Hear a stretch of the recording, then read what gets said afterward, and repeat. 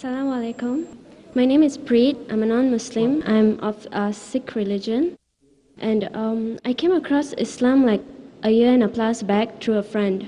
We are studying in the same university, and he introduced Islam to me. He gave me a couple of books to read because I used to look at the way he was practicing Islam. He used to pray and his talks, the way he used to talk to me.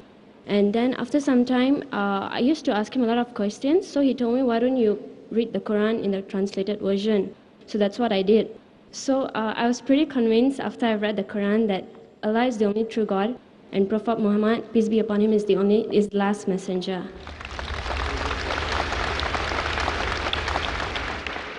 But after some time, my parents came to know about it, and they are very religious. So they are very unhappy that I was diverting into another religion. So they decided to take me to the temple to renew my faith.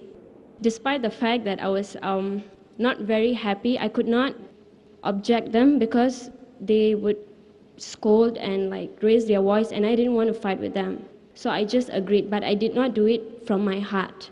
I just did it to make them happy, to please them, to avoid any argument and all that. So now I actually want to ask you for an advice. What do I do? How am I supposed to convince my parents? How am I supposed to tell them that I believe this is the religion for me at least?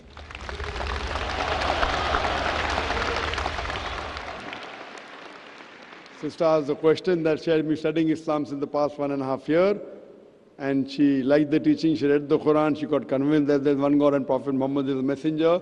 And later on, when the parents came to know, they took her back to the temple. And though she unwillingly had to obey the parents, she's asking, how can I convince my parents? There is a talk I've given, and there's a book of mine, Concept of God in Major World Religions. Here what I spoke was only of 4 religions: Hinduism, Judaism, Christianity, and Islam. If you see my full lecture, it even includes Sikhism. Sikhism, sister, is a religion which came towards the end of the 15th century in the land of Punjab.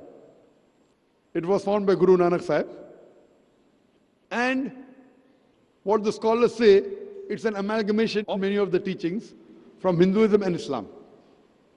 And it's a religion of 10 gurus.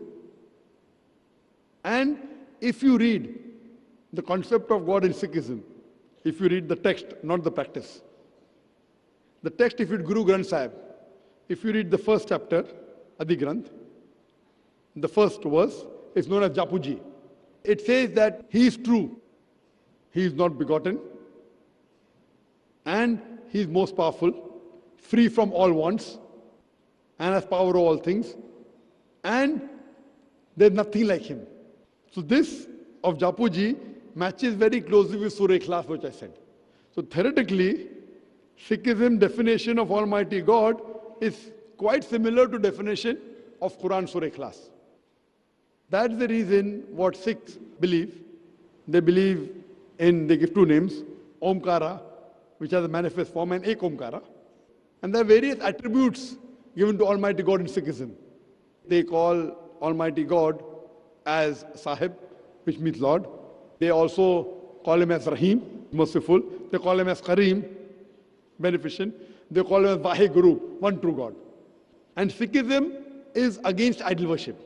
It's against Avatarvada, Almighty God taking forms. It's even against idol worship. So the teachings of, as far as concept of God is concerned, theoretically is quite similar. Practically, they do deviate here and there a little bit. But otherwise, as far as concept of God is concerned, it is quite similar. What my advice to you would be, you can give the translation of the Quran even to your mother and father and ask them to read and tell them that, can you point out something which is not good or something which disagrees? So you have to be patient and you have to tell them, and you have to do the duty of a true believer. First, I would like to know that you did say that you read the Quran, and you did also say that you believe in one God, but you never said whether you accept Islam or not. But by believing there is one God, believing idol worship is wrong, believing in Prophet Muhammad, you do enter into the fold. But whether you did accept or not, I'm not aware. I would like to ask you, sister, that would you like to accept Islam? Yes, I would like to, but at this moment, I would want to think, like, want to know how am I supposed to convince my parents first, because I don't want to do something like they are not of the knowledge. And I told my parents that if I'm going to take any step, I will inform you. You will be informed before I take any step. That's right. So what I would request you, as I told you, that you can give my DVDs to your parents. There are various DVDs. And I know that so much of misconceptions there about Islam that most of the non-Muslim would get afraid. Oh, you're becoming a Muslim, that means you're becoming a terrorist. No, you're going to follow a religion of terrorists, you're going to violence. In fact, I always recommend that anyone who becomes a Muslim, especially the youngsters, first thing I tell them that there should be a difference between your behavior, what you did before accepting Islam and after accepting Islam. And as my son Farik, he told in his lecture that paradise lies beneath the feet of your mother. Even for you, sister, your paradise, even if your mother is a non-Muslim, paradise is there beneath the feet of your mother. Whether your mother goes to paradise or not is secondary. You understand, no? Because you have to love your mother, you have to respect your mother. That does not mean that if you become a Muslim, you have to disrespect your mother. So when your parents see the change, that fine, I used to request my daughter to do small things she never used to do. Now she's helping me, she's dabbing me, she's following my instructions. So you have to see that once you become a Muslim, there has to be a marked difference between your behavior, what was earlier and what was now. If previously you were a good daughter, now you have to be a better daughter. And when they ask you why, you say this is the teaching of the Quran, this is the teaching of the Prophet. So once they find a marked difference in your behavior, in your kindness, in your obedience, if you are following 50%, try and follow 99.9 or 100%. If you are following 90%, try and follow 100%. Only those things, what they tell you, which goes against the teaching of the Quran and teaching of Prophet Muhammad, peace be upon him, those are the only things you should abstain from. Besides that, all what she tells you, even though you may not like it, you should do. So there should be a marked difference. For example, they may tell you, okay, wear clothes which are blue, and blue is not your favorite color. So if blue is not your favorite color, if your mother likes it, wear it. So she gets happy. So you have to look after her, you have to care for her more, so that they should be forced to ask, how come this change is there? So once they are forced to ask you how the change is, because these are the teachings of the Quran. And that's what my son told in his lecture, what I gave a gist. So if this is their sister, at the same time, you have to try and remove the misconception. I've written a book on the most common questions asked by non-Muslims. In that book, I think it will be available outside. I would request the volunteers to give a copy to her. And these normally try and clarify the misconception what the media has spread about Islam. So if you give that book to read to your mother and father, maybe they will understand part of it, if not completely, and give the translation. And what I would say that never disrespect your parents. Even if they do things which are wrong, you as a daughter should not disrespect.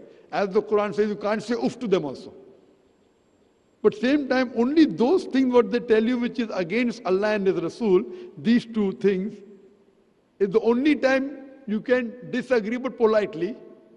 All the other things you go out of the way to convince them and to be good to them, be kind to them. There should be a marked difference. And then inshallah, they will be happy.